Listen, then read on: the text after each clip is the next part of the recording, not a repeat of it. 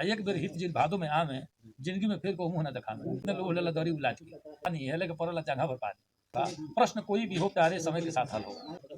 पूर्वांचल के देवरिया जिले के एक प्रतिभावान व्यक्ति के पास हम आए हुए हैं और इनके ही द्वारा इनका परिचय आप लोग जानेंगे। और ये किसी परिचय के मोहताज नहीं है, ये देश के बाहर तक भी अपनी ख्याति बिखेर चुके हैं, किसी पहचान के मोहताज नहीं हैं ये। और बहुत ही सरल स्वभाव के व्यक्ति हैं और इनका जो बचपन रहा, जो इनकी जीवनी है वो काफ़ी प्रेरणादायक है और हमारी यूथ को, युवा पीढ़ी को या हर व्यक्ति को जो कुछ कर गुजरना चाहता है इनसे प्रेरणा मिलती है। तो हम ज़्यादा समय ना लेकर के ये चाहेंगे कि ये अपने बारे में कुछ बताएं आपको। ये सबसे पहले तो युवा पीढ़ी की बात आपने की है और संघर्ष की बात की है। बिना संघर्ष का तो कुछ होने वाला संभव नहीं है। मैंने कहा है कि कर्म किए बिन नहीं किसी के उड़कर हाथ खजाना आता, कर्म किए बिन नहीं किसी के उड़कर हाथ खजाना आता, कर्महीन आलसी व्यक्ति को करना बहुत बहाना आता है। और सिर्फ तैरना सीख गए तो नहीं किनारे पहुंचोगे, मंजिल उनको मिलती जिनको लहरों से टकराना आता। तो हमने जो देखा है, जो झंझावात झेला है, हमने जो साहित्य की दुनिया में जो उतार चढ़ाव आए हैं, वो आज की पीढ़ी के लिए तो समझिए कि मुश्किल नहीं बल्कि कहा जाए कि वो असंभव है। जितना हमने झेला है वह झेल पाना असंभव है। क्योंकि उस समय का दौर जब हम लोग मंचों पर, अब तो कहा है किसी ने कि मंच जब से अर्थदायक हो गए तोतले भी गीत गायक हो गए, राजनैतिक मूल्य कुछ ऐसे घटे जेब कतरे तक विधायक हो गए। तो अब मामला यहाँ आ जा रहा है, जब से पैसा मिलने लगा तब तक चार चार चुटकुले, अब पता नहीं चल रहा है कि ये चुटकुला इसका है, किसके बाप का है, किसके दादों का है, किसका है। एक ही चुटकुला 20 लोग ठेल रहे हैं और मंच पर अपना धूम मचा रहे हैं कि ये भी साहित्यकार है, ये भी कवि की श्रेणी में आ गए, ये भी बहुत बड़े। और हमने जो 40-45 वर्षों से जो तपस्या की है, तो उसमें हमने नए नए अंगूठे प्रयोग किए अपनी कविताओं में। जो आजकल भोजपुरी को लेकर के अश्लीलता परोसी जा रही है, उपेक्षित होती जा रही है। भोजपुरी आदमी बोलना नहीं चाहता है, भोजपुरी गीत सुनना नहीं चाहता है। ऐसे में एक प्रयोग हमने किया कि देखिए ये सफल होता है या नहीं होता है। और विशेष तौर से पढ़ा लिखा लोग या युवा पीढ़ी विशेष तौर से हमारे पक्ष में आई। और जैसे समझिए कि कुछ जो आप नाम जसकृति कर रहे हैं, मेरा बचपन से यही एक सपना रहा कि ये गाना में आया ना, जिसे चाहिए दौलत रब्बा उसको दौलत दे दे। तो मुझे धन दौलत की बहुत इच्छा नहीं रही, लेकिन नाम शोहरत की इच्छा तो मेरे पास रही और इसी को लेकर के एक जुनून सा हुआ मेरे अंदर। और तमाम सारी परेशानियां आई, चाहे वो आर्थिक हो, चाहे वो सामाजिक हो, चाहे वो व्यक्तिगत हमारे पारिवारिक हो, सबको हमने दरकिनार करके और इसको नहीं छोड़ा। जिससे आज मेरी एक छोटी सी पहचान है, जिससे आज आप इतनी दूर का सफर तय करके आए हैं। सबसे पहले तो आपका हम स्वागत अभिनंदन करते हैं, आपका यहाँ आना सार्थक हो। और मित्रों को तो ये भी, जो भी लोग हमको देख रहे होंगे, आप पहले से भी पूर्वत हमारे जो परिचित होंगे, आपके चैनल के माध्यम से मैं कहूँगा कि आपको ज़्यादा से ज़्यादा सपोर्ट लोग करें, आपके चैनल को शेयर करें, मित्रों में अपने प्रक्रिया भी अपनी आप तक पहुँचाए, लोग संप्रेषित करें। बहरहाल मेरी परिचय की बात आई तो मैं कविता में अपने परिचय बताता हूँ, सुनिए कि बाभन के जाते हैं बानी बेकार, आपको सब जान नहीं परिचय हमारा। कविता हमारी याद रहेगी, आदमी आसानी से पहुँच जाएगा। कि गाँव हो सकतुआ सकतुई दाखाना, जिला देवरिया तरपुलवा थाना, नाम बादशाह मसवारी में घर बा।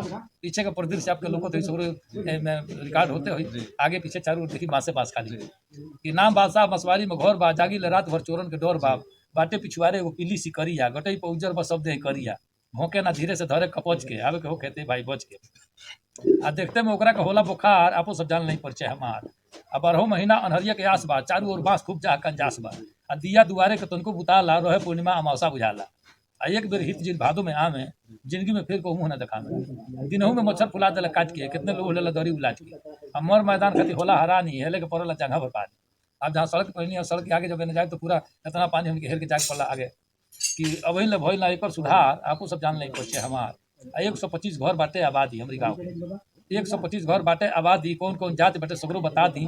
34 घर बाभन राजपूत 22, हरिजन के घर बाटे 26-28, 15 घर चनऊ, 4 घर तेली, चुनी के सार बड़े सबू भुटेली, आ 3 घर बढ़ई कमकर के तीनी, 12 घर को हरौटी के गिनी, आ 4 घर गोड़ बड़े चाहे कहाँ। आपको सब जान नहीं परिचय हम, ये हमारा भौगोलिक परिचय है। बचपन से यहाँ तक का सफर कैसा रहा आपका? देखिए, क्योंकि आपकी जो जीवनी है उससे हमारे यूथ को कहीं न कहीं प्रेरणा जरूर मिलेगा, जो कुछ कर गुजरने का हौसला रखता है, सोच रखता है, तो आपके संघर्षों से मुझे लगता है कि हमारे यूथ को प्रेरणा जरूर मिलेगी, क्योंकि प्रेरणादायक आपका जो है प्रयास रहा है और विशेष तौर बहुत से ही संघर्ष। मैंने जो अपने मन को सांत्वना देने हेतु कुछ जो लिखा वो मैं समर्पित करता हूँ 4-4 पंक्तियों में। पहले तो ये कि नहीं जो आज होता है सब्र करिए वो कल होगा, नहीं जो आज होता है सब्र करिए वो कल होगा, प्रश्न कोई भी हो प्यारे समय के साथ हल होगा। ये मैंने लिखा अपने मन के शांति के लिए। जब हमको आर्थिक संकट से मैं जूझ रहा था, मुझको लग रहा था कि ये सब छोड़ छाड़ के कहीं चले, हम भी कोई नौकरी करना, कुछ ऐसा करना, कुछ वैसा करना। 8 महीने नौकरी मिलिट्री में रह करके नासिक देवलाली कैंप में रह करके और छोड़ के भक्के घर चले आए। टेलीविजन फैक्ट्री में नौकरी करके छोड़ के भक्के चले आए। होमगार्ड विभाग में नौकरी करके छोड़ के भक्के घर। हमको नौकरी नाम से हमको चिढ़ हो गई, इसलिए हम पराधीन सपने उसको बनाइए कहा गया है। मैं स्वतंत्र विचार का, हमको कहीं ड्यूटी पे है उसी में हमको कविता लिखने का मूड आया तो नौकरी जाए चूल्हे भाल में हम कविता लिखेगा पहले। ये मेरा अपना वसूल था। जीवन में कविता आपके मन तरंग में बस गया था। तो हमारा कविता समझिए, हमारी कविता के हमारा दासन बासन सब कुछ है मुझे। मैं कविता हाथ में कलम लिए सोता हूँ और जगता हूँ तो कलम हमारे हाथ में ही रहती है। मैं आज आपसे बता दूं, रात 2 बजे रात को जगा हूँ और सुबह 6:10 तक मैं कविता लिखा हूँ, 2 बजे से जग के। और रजाई में ही बैठे कविता लिखा। लाइट गुल हुई उसके बाद में मोबाइल चला के अंतिम लाइन लिख करके तब मैं वहाँ से हटा। तो ये प्रतिदिन की मेरी दिनचर्या है। और ऐसे में मैंने लिखा संकट मोचन महाकाव्य लिखा, माई और महासमुद्र 2 खंड काव्य लिखे हमने, हजारों गीत लिखे हमने, हजारों मुक्तक लिखे, छंद लिखे, कविताएं लिखी, हास्य व्यंग्य के अलावा भी गीत लिखे, भजन लिखे, गजल लिखे। मतलब हर विधा में हमने कोई ऐसा नहीं कुछ बचा है जिसको हमने लंबा बना दिया। तो और रही बात घटित घटनाओं को लेकर के तो हजारों जिक्र हमने किए और हमने हास्य को एक अनूठे ढंग से चुना ताकि वो कहीं कहा जाए तो एक साथ बाप बेटी भाई बहन सारे लोग बैठ के सुने और आनंद लें। और संघर्ष की बात आपने की तो 4 पंक्ति और बड़े काम की मैं सुना दे रहा आपको कि नर को निरंतर कर्म का अभ्यास होना चाहिए। नर को निरंतर कर्म का अभ्यास होना चाहिए, अभ्यास का प्रतिफल सदा आभास होना चाहिए और आभास के हर बिंदु पर विश्वास होना चाहिए और विश्वास प्रेमी इत नहीं इतिहास होना चाहिए। इतिहास पर जाकर इति हो, इसके पहले इत नहीं होनी चाहिए। और हमने यही प्रतिज्ञा की बचपन से। जब लोग कहते थे कि हमारे पिताजी भी थे आवारा सपा बह गए थे, आवारा हो गए थे, थोड़ा कौन किसके काम। हमको गाने बजाने में समझिए और कुछ लिखने में बचपन से ही रुचि रही और इसको पिताजी को मतलब इससे सख्त चिढ़ थी। तो उनकी चिड़चिड़पन से समझिए कि हम हास्य की तरफ मुड़ गए। तो हास्य हम नहीं लिखते थे, बोलते तो हम गीतकार हैं। तो आप लोगों का आशीर्वाद से अभी एक फिल्म आ रही है, देखिए आप लोग का स्नेह प्रेम रहा तो उसमें हमारे गीत बजेंगे, जो है तेरे मेरे फेरे। उसमें हीरो कौन है? वो हैं परवेश लाल यादव। परवेश लाल यादव है। पिताजी का और माताजी का आपके शुरुआती सफर के दौरान क्या एक्ट रहा, रिएक्ट रहा, उनका समर्थन मिला? मैंने कहा कि पिताजी के चिड़चिड़ेपन से ही मैं कविता लिखने लगा और मामा ससुरा पिताजी की 2 गाली बड़ी प्रसिद्ध थी, बात बात में मामा का देना ससुरा का देना।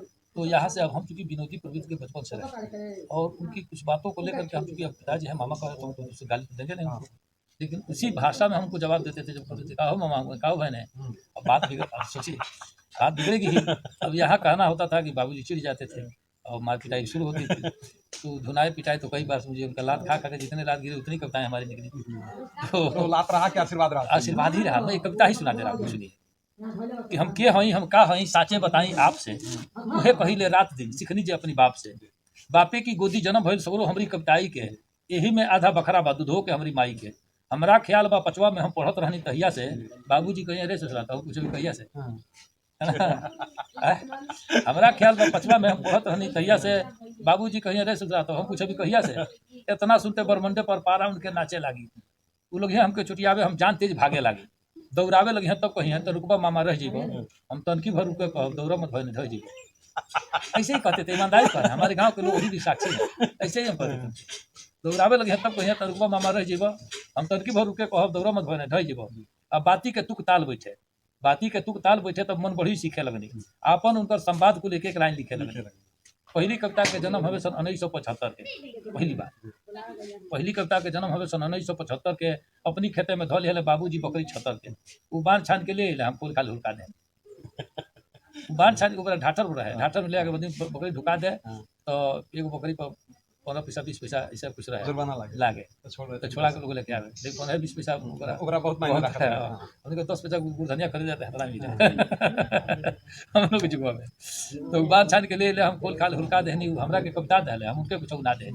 वो मार मार पीछे लगने काहे पकड़ी तो खोले ले बोले के तोरा रहल हो तो काहे ना हमसे बोले ले हम कान पकड़ के रिया खोनी अब ना पड़ब के पचरा में माई हमके लुकवा ले ली हवा के अपनी अचरा में हम परल परल सोचे लगनी तबले माथा चकरा गई आंसू बन के बिजली की तरह कविता कागज पर आ गया पिटैला के बाद आंसू आँखी से गिरते रहे कवितवे लोग के हमरा वगैरह कहते नहीं तो कहलन कि यहाँ से उपजा होगा गान ये कविता हम 3 दिन में रो रो के लिखे आपसे बता दें आज दुनिया सुनती है तो हंस हंस के सुनती है हम परल परल सोचे लगनी तबले माथा चकरा गई आंसू बन के बिजली की तरह कविता कागज पर आ गई कविता लिख के दे नहीं हम बाबूजी के धीरे से तो यो खोजना साझी ले हमरा का बहुत फजीरे से अब राती के खाना खाते में मारे खाती दंता थन ले माई बीचे में पड़ गई तब जाके वो पैसों मन हमके आज याद माई दौड़ के गई छोड़ दीजिए अब खाद में मत मारे लेकिन खाद में पिलो को नहीं मारा जाए हालांकि हमारे बाबूजी पिला को से तो उनको आदर हमारा ना कर लेकिन वो मेरा चली गई है भाई की पहले से खा वास्तव में पिता का अधिकार रखने वाले व्यक्ति थे बिल्कुल और आप जैसे सराहनीय प्रतिभा जो है वो पैदा करने के हकदार भी थे।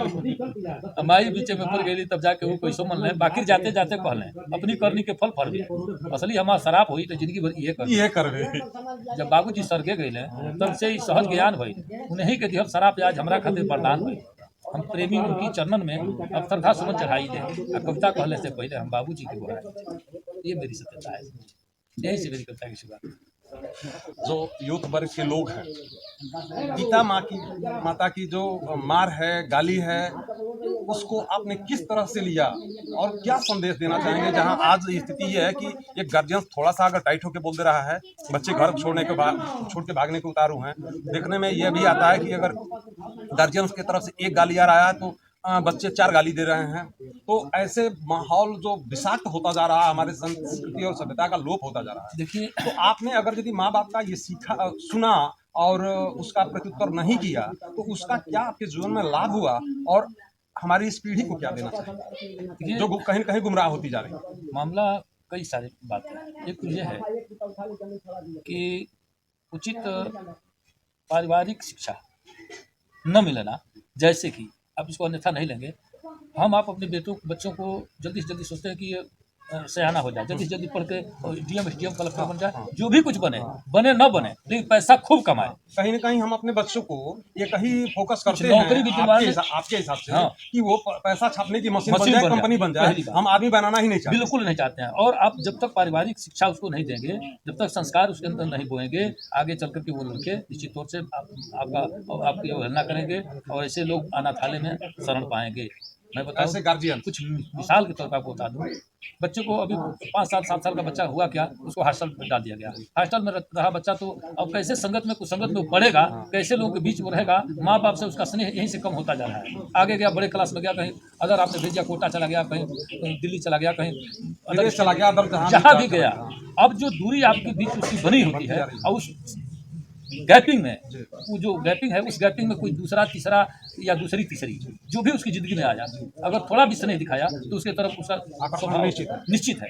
अब इधर जब उधर झुकाव हुआ तो इधर से इसका जुड़ा होगा ही तो था ही नहीं एकदम बिल्कुल लगाव था ही नहीं तो सिर्फ आवश्यकताओं के चलते लगाव था अपनी मतलब की। अब यहाँ से जो है ये मुझको जहाँ तक मैंने अनुभव किया है अपने 40-45 सालों में तो ये हमको लगा कि इससे भी बहुत बड़ी बात है। दूसरी सबसे बड़ी संगत आपको बता दूं जिस परिवार में एक साथ सारे लोग बैठ करके भोजन करते हो मैं ये ध्रुव सत्य बताता हूँ आजमाई गई मैं प्रतिदिन का यही मेरा कार्य है मैं करता हूँ जो केवल मेरी जीवनी से आदमी जुड़ जाए तो बहुत सारी चीज़ें उनको मिल जाएगी। एक मेरा मित्र है शायर दीदार बस्ती उसने कहा बहुत प्यारा सा शेर है सुनिए उनका दीदार बस्ती का कहे कि बूढ़े बीमार बाप को बिस्तर पे देखकर बेटों ने जायदाद का मुद्दा बना लिया बूढ़े बीमार बाप को बिस्तर पे देखकर बेटों ने जायदाद का मुद्दा बना लिया निकली नहीं थी सास के सीने से अभी रूह बहुओं ने जेवरात पर कब्जा जमा लिया।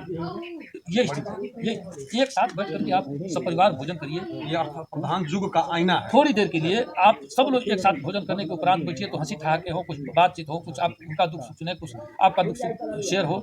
ऐसा करते रहने से परिवार विखंडित नहीं होगा बच्चे कभी विमुख नहीं हो सकते हैं उसके माँ बाप कभी बुढ़ापे में तकलीफ नहीं पाएंगे। ये पक्का ध्रुव सत्य जाने ये मतलब जो आज के जो युवा पीढ़ी है जो आपने झेला और सीखा बचपन से ही गार्जियंस के जो एक तरह से आपके लिए दंडात्मक प्रक्रिया जो अपनाई जाती है उसको जिस तरह से आपने लिया और उनको मानते हुए उनका आशीष वचन समझते हुए आप आए तो क्या सफलता मिली और बच्चे को किस तरह से देखिए आज पिताजी से मतलब एक दो बार तो नहीं आपको बता दें, हाथ पैर बांध करके हमारा, तो यही बांस का बहुत बड़ा मतलब कोट थी, बांस की बहुत बड़ी लंबी, तो इसमें जो है पैर में रस्सी बांध के हमको चमगादड़ के जैसे लटका दिए थे। 3 घंटे तक लगातार लात नीचे निकल रहा था, लेकिन कोई छुड़ाने भी नहीं जाता था। पिताजी इतने जिद्दी और इतने तेज दिमाग के थे, हमारे मोहल्ले टोले में हमको चाहे किसी को वो डांटने लगे, बोलने लगे, मारने लगे, तो बीच में जो गया तो हमको छोड़ के पहले उसको पीता था, ऐसे उठ के थे आदमी। और मरते समय तक उनकी आँखों की ज्योति नहीं गई, मुँह का दांत नहीं टूटा, और कड़ी कड़ी मूछें एकदम पकी पकी, बाल भी पका पका। मैंने पहले के एकदम ठेठ भोजपुरिया जबान थे। हाँ एकदम समझिए।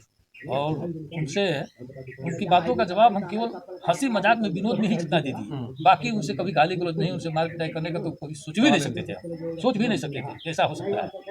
अब बातों का जवाब हंसी हंसी में, मान जैसे कहो मामा कहो बहन, अब वही जगह दे करके कहते थे कि हम भगने के लिए जगह है तब लेकिन हम घर में है, अब बाहर है तो ऐसा हिलते नहीं। अब देख लेते अब जगह तो है, यहाँ से तो सबसे निकल लेंगे, कहे तो तुरंत हम टप्पा एकदम भगना ही था, नहीं बात बिगड़ जाएगी, मुसीबत आ जाए। देखिए पढ़ते थे तो मास्टर साहब थे, हमको पढ़ाते थे, कहते थे गुरु के छड़िया लड्डुआ चार, मैंने गुरु के एगो छड़ी बाज गया मतलब 4 लड्डू बुझे मिल गए। तो वही तरह से महतारी बाप के अगर चक्कर मिल जाए, लात मिल जाए, जूता मिल जाए, तो आशीर्वाद स्वरूप मिले, आपको सुधारे खातिर, आपको करे खातिर, कुछ नयापन मिल जाओ जो पूरी को छोड़े खातिर मिलिए, ना कि हमारी अनुभव खातिर, हमारी भलाई खातिर। और गिरता अगर ये इतना हमारी चिंतन अगर हो जाए मन में, तो महतारी बाप के प्रति के विद्वेष मन में नहीं पनप सकेला। जहाँ तक आप ये लोग पूजनीय है, जिनके चलते हमारा जीवन, जिनके चलते आज हम ये सारी दुनिया देख रहे हैं, उनके प्रति हमारे मन में यह धारणा कैसे हो सकती है वो अनाथालय में रहें या वृद्धाश्रम में रहें, या उनको इतना कष्ट हो और हम सुख भोगें, ऐसा तो संभव की विशेष की बात। सर्वजन सुखाय सर्वजन हिताय की बात लेकर के आप ये अपना जो भी कुछ कर रहे हैं, आप भी कर रहे हैं, हम भी कर रहे हैं। तो एक छंद में सुनाता हूँ, सुनिए। शायर होगा कभी होगा तो समाज को जोड़ने की बात हमेशा करेगा, नहीं कि तोड़ने की बात करेगा। उसको किसी जात से, किसी धर्म से, किसी मजहब से कुछ लेना देना नहीं होता। मेरा भी अपना है, मैं भी कहता हूँ सबके नाम रूप की संगम से संसार रचाइल बा, जात धर्म में बाट बाट इंसान भुलाइल बा। ये छंद सुनिए कि जाति धर्म भाषा की दुहाई दे के आप कभी लोगों को बेकार गोल बंद मत कीजिए। जाति धर्म भाषा की दुहाई दे के आप कभी लोगों को बेकार गोल बंद मत कीजिए। और एकता अखंडता जरूरी राष्ट्र हित हेतु तोड़ने का कोई छल छंद मत कीजिए। जाइए जुलूस में जरूर किंतु याद रहे तीर तलवार को पसंद मत कीजिए। जाइए जुलूस में जरूर किंतु याद रहे तीर तलवार को पसंद मत कीजिए। और सच बोलने के बाद सूली चढ़ जाए किंतु सच की आवाज कभी बंद मत कीजिए। तो सच बोलते रहिए, सच की आवाज़ उठाते रहिए, आज नहीं तो कल लोगों के कान पर निश्चित जू रहेंगे। और ये बात आपको बैठेगी, चाहे हम इसीलिए हम भी लिखते हैं, आपको काम लिखते हैं कि जो कि जीते जी हमारी जो प्रसिद्धि मिल जाए हमको कोई आया नहीं। जो भी लोग रहे, मुंशी प्रेमचंद से लेकर इतिहास गवाह है, भूखों लोग मरे, फाका कच्चे में लोग मरे, आज तो मैं चैन से 2 रोटी नमक रोटी अपना मिल जा रहा है, एक ठीक ठाक से मड़िया अपनी है, इसमें बसर हो जा रहा है। जब इतना आदमी जान ले कि साई इतना जीतिए जामे कुटुंब समाए, तो ना किसी से वैध रहेगा, ना कुछ विरोध रहेगा, अपने नमक रोटी में मस्त रहे, मस्ती में बस। और दूसरी बात ये जान लीजिए, आपके चैनल के माध्यम से भी संदेश देना चाहता हूँ। आज तक समझिए हमारा 58 पूरा हो गया, 59 में प्रवेश कर गया, दिसंबर 15 से दिसंबर 15 से हमारा 59 हो गया, 59 में चले गए। तो लेकिन आज तक मुझे सुई नहीं लगा, मैं बीमार कभी जीवन में नहीं पड़ा, ईश्वर न करे कभी ऐसा हो। मैं गर्व के साथ कह रहा हूँ कि कुछ संयमित रहना जीवन के लिए बहुत ही मस्ट है, बहुत जरूरी है।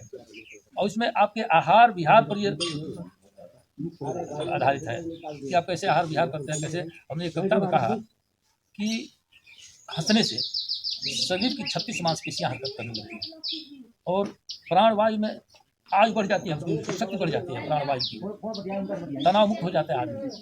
तो हंसने से बहुत सारे फायदे हैं, इसलिए हमने हास्य का चुनाव किया। और कहता हूँ कविता में कि अगर मस्त हो तो स्वस्थ नजर आओगे मियाँ, अब मस्त रहिए स्वस्थ रहिए, यही मैं देने के लिए आपसे बात कर रहा हूँ। अगर मस्त हो तो स्वस्थ नजर आओगे मियाँ, गमगीन हो बीमार गुजर जाओगे मियाँ, हंसते रहो दिल का कभी दौरा न पड़ेगा। आप 5 बार ठहाके लगाइए 24 घंटे में, आपको दिल का दौरा चाहिए, आपको या हमको किसी को नहीं पड़ सकता, मैं दावे के साथ करता हूँ। लेकिन खुल के हंसे 24 घंटे में 5 बार ठहाका लगा के, मुस्कुराने में और हंसने में बड़ा अंतर है। हाँ, ठहाका लगाने मतलब अभी क्या, तो ये पूरा समझे कि शरीर हिल गया, तमाम सारी इंद्रियां हो गई, तो वो सचल हो जाती हैं। तो कहा कि अगर मस्त हो तो स्वस्थ नजर आओगे मियाँ, गमगीन हो बीमार गुजर जाओगे मियाँ, हंसते रहो दिल का कभी दौरा न पड़ेगा, मायूस हो गए तो मर जाओगे मियाँ, गड्ढे भी देखते हैं तू आदमी होकर, हंसने के बिना सर कहाँ खपाओगे मियाँ, और प्रेमी हजल हमारी सुनकर हंसो अगर, तो मनहूसियत से साफ उबर जाओगे मियाँ। तो भोजपुरी में मुक्तक कहता हूँ कि हीरा मोती महल अटारी रुपया लाखों लगे हुई, हीरा मोती महल अटारी रुपया लाखों लगे हुई, अजय कभू हंसते ना होके वो वहाँ अभागे हो मनोरंजन के साथ साथ लोगों का दवा भी क्या करते हैं आप? एकदम इलाज करता है, मैं बिल्कुल ट्रीटमेंट है समझिए। और इसीलिए तमाम बड़े मंच होते हैं, आप देखते हो कि हास्य के दो कभी नहीं हो तो पूरा मंच धाराशायी हो जाता है। और तमाम हास्य में की बहुत सारी करता है, हम तो लग रहा है कि 1000-2000 की करता है तो कुछ जबानी तौर पे आता है, चाहे हिंदी की, भोजपुरी की, संस्कृत की, उर्दू की, जैसे आप सुनना चाहेंगे तो 2-3 घंटे तो धुआंधार में सुनाते चलता हैं। रहेगा। हाँ, हमको डायरी देखने की कोई आवश्यकता नहीं होती है और डायरी देखने की कोई करता नहीं। कुछ चुनिंदा चीजें जो आज के जमाने में जो लोग चूंकि आपके चैनल पर युवा वर्ग भी देखेंगे तो विशेष तौर से कुछ पंक्तियाँ युवा वर्ग के लिए दे रहा हूँ, सुनिए। सुना है जो मजाहिया जिसको तंजो मजाह कहा जाता है उर्दू में, हास्य में हम कहते हैं हिंदी में। सुना है इश्क में गधे भी सूखी घास खाते हैं। सुना है इश्क में गधे भी सूखी घास खाते हैं, वो पागल लोग हैं जो प्यार में सल्फास खाते हैं। सुना है इश्क में गधे भी सूखी घास खाते हैं, वो पागल लोग हैं जो प्यार में सल्फास खाते हैं। मोहल्ले में हमारे एक आशिक हैं 72 के, रजाई ओढ़कर बादाम च्यवनप्राश खाते हैं। क्या बात है, क्या बात है। रजाई ओढ़कर बादाम च्यवनप्राश खाते हैं। और 4 पंक्तियाँ इसी गोत्र की सुन लीजिए। गर इश्क है तो रिस्क उठाना ही पड़ेगा, अगर इश्क है तो रिस्क उठाना ही पड़ेगा, मासूक से मिलने कहीं जाना ही पड़ेगा। अगर बच गए तो ठीक है, दुनिया की नज़र से पकड़े गए तो लात भी खाना ही पड़ेगा। क्या बात, क्या बात। और तो जोगी जी ने एंटी रोक चला हाँ, दिया, एक चीज चला दिया तो पकड़े गए तो लात भी खाना ही पड़ेगा।